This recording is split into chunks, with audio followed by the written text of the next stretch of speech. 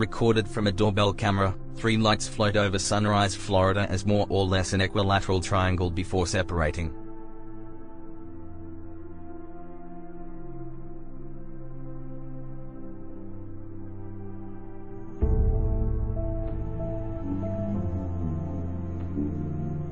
What is assumed to be the same event by a different witness was also captured.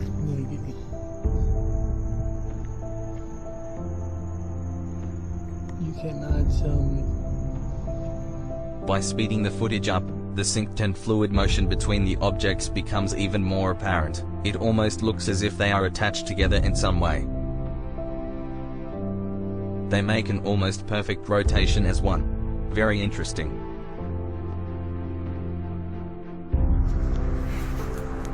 Here you can see UFOs pulsing with light, then fading into the darkness.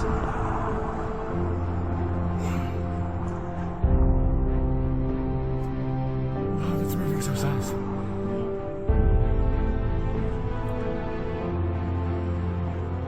Like, there's no way I can explain that. That's a UFO. It kind of looks like a hospital heart rate monitor in the sky.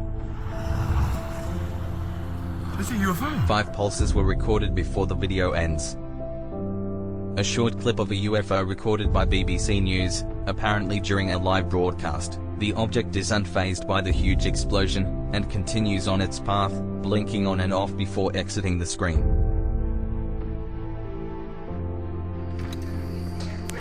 One HP double. Not a UFO, but a very bizarre aerial phenomenon. If you look close, you can see an oddly shaped pyramid-looking cloud in amongst this mega lightning storm. Right now, is it? Shoot him, shoot him.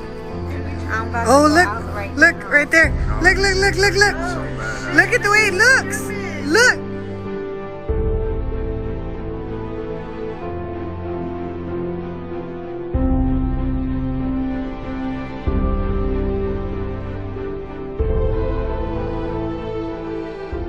Amateur astronomers' footage went semi-viral this week showing a circular shadow passing over the surface of the moon. A rough estimate of the speed is 12,000 miles per hour. That is assuming the object is flying just above the moon's surface.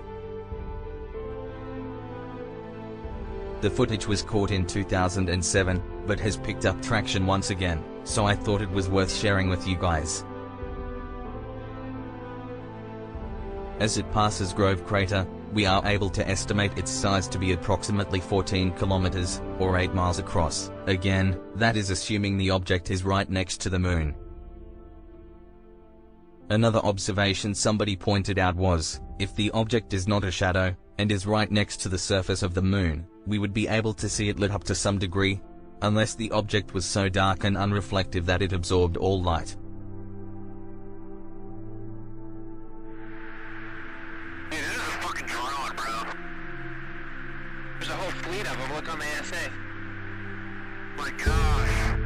Footage of what I'm sure fooled many this month was widely shared across many UFO online spaces. Thanks to the expertise of a few eagle-eyed UFO footage veterans, this video has been debunked as a CG layer map placed over the gimbal UFO footage from 2020. There's a whole fleet of them. Look on the ASA.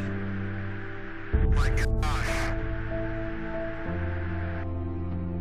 By placing the videos on top of one another, you can see, everything lines up apart from the object.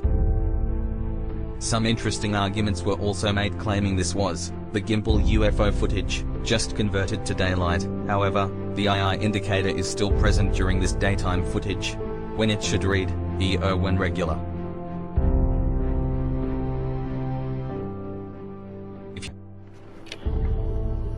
Interesting footage was caught over the Netherlands this week. It's been described as a polygonal-shaped craft floating through the sky.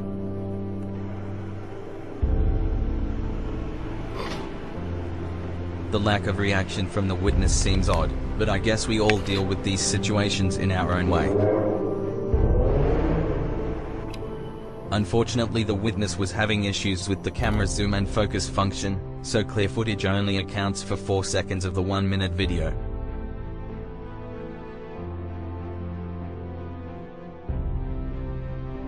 It hovered for around 20 minutes before it became too dark to see.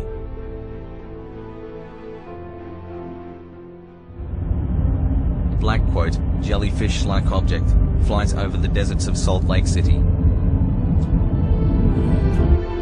What's that?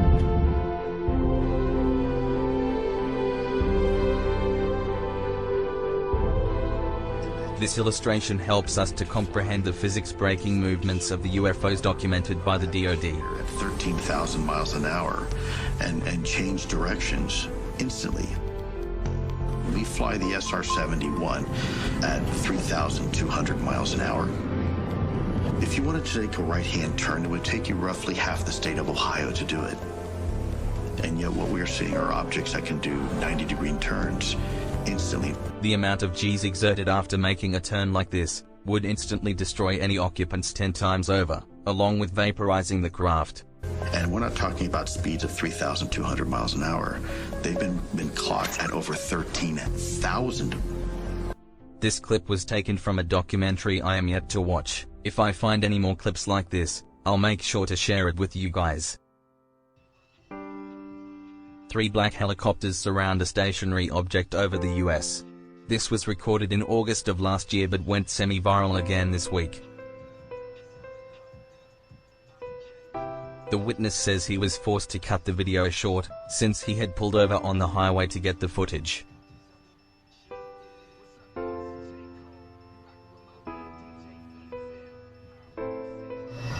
Three helicopters, a dot. They're trying to, that's a UFO right there, or that's something else. A flashing object shrouded in dense clouds was recorded in the skies above Phoenix. Witnesses state the object is in the clouds, which may explain why it is disappearing from view between flashes. It's like taking flash pictures. Here's an airplane about to go over it.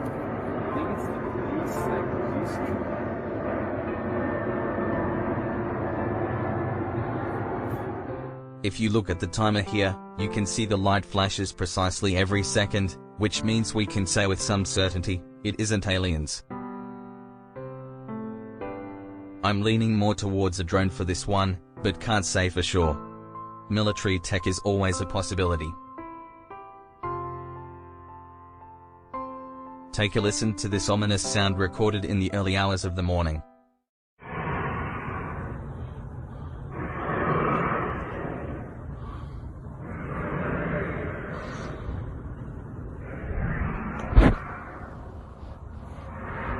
OP compared the sound to a dragon-like roar.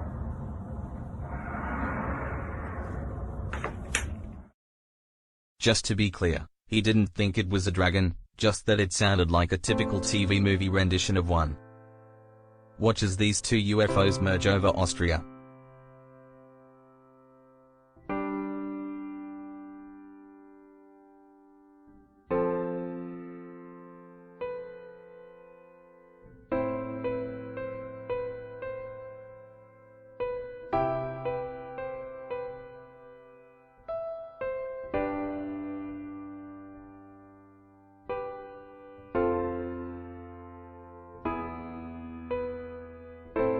Straight after the merge, they fade into the sky.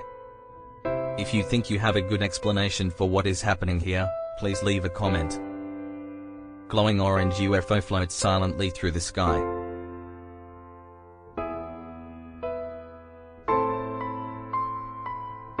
Note that it moves in the path of most resistance, towards the wind blowing the clouds.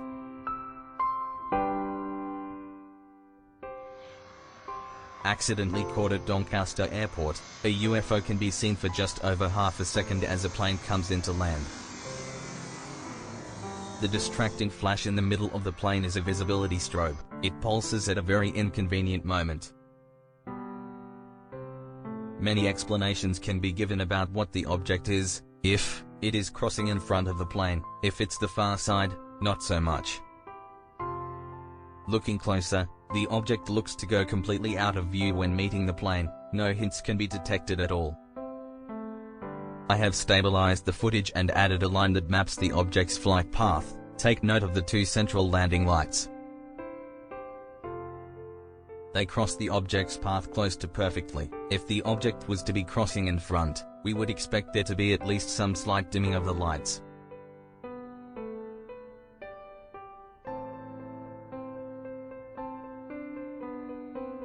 A US news host describes an advanced tech defense field that is thought to surround some UFOs with an undetectable bubble, which scrambles the brains of those that are curious enough to wander too close. We got a call from this guy who's a tenured Stanford medical school professor. He comes on and he's like, 11 years ago, the US government reached out to me because I'm an expert on head injuries, on brain injuries, traumatic brain injuries, and they had all these court cases from families of US servicemen, over 100, who'd been killed by UFOs. UFOs appear to be attracted, for whatever reason, to nuclear energy. So at nuclear missile bases in the upper Midwest, for example, nuclear-powered aircraft carriers, nuclear-powered submarines are all getting buzzed by these objects. And in a number of cases, these things have landed on military bases, including famously in Germany, in West Germany in the 70s.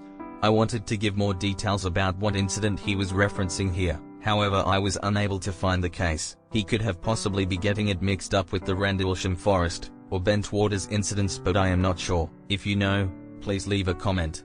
And servicemen have approached them, and they approach and they get traumatic brain injury, or they're killed.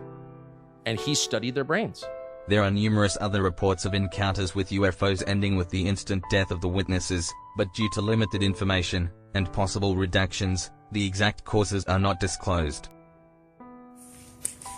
What is that? Whilst walking his dog across some fields, a man captures a slow-moving sphere float over his head. Why is it just... There's nobody here. Nobody's here. Just me and you. Things in the air. It just launched from somewhere.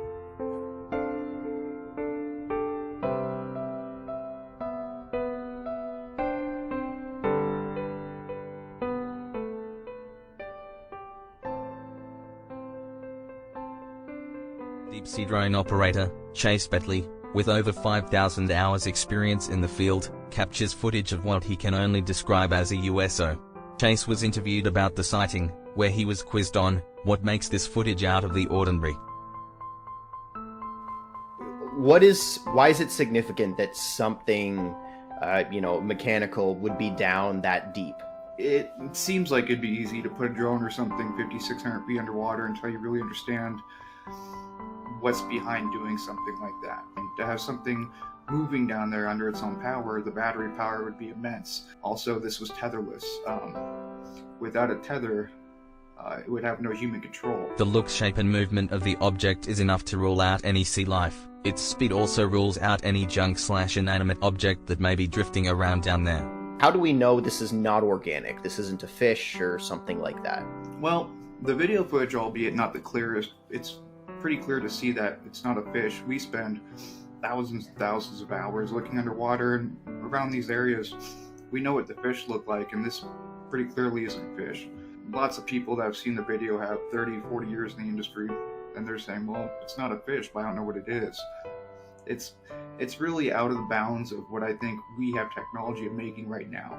If somebody gave me a $10 million budget and said, make this thing, I don't think it's possible. Chase goes on to talk about the encounters other experts working in the industry have had with USOs. I have left a link to the full interview in the description. Definitely worth the watch.